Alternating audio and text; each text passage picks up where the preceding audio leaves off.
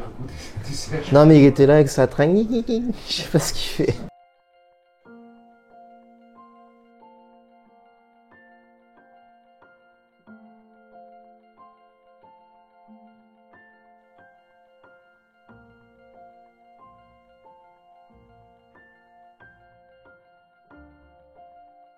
La fabrique de parapluies François a été créée en 1882 et ça fait 5 générations que ça s'est transmis dans notre famille.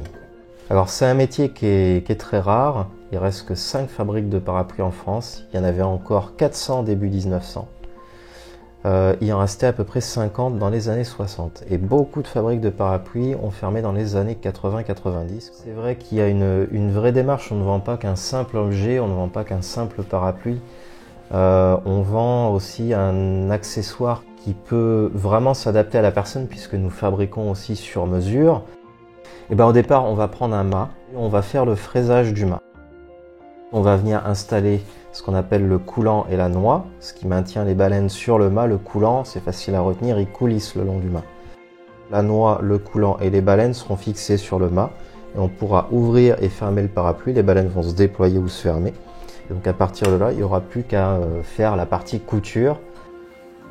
On va prendre un rouleau de tissu qu'on aura au préalablement plié. Les tissus, c'est des tissus très élaborés, avec des très belles couleurs.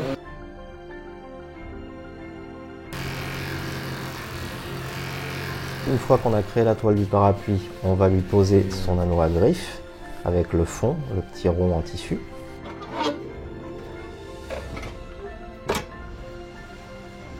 C'est une production artisanale, tout est fait à la main.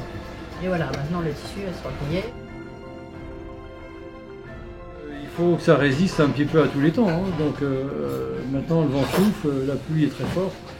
Puis les gens, ils savent qu'ici ils vont avoir une garantie totale du parapluie, quoi.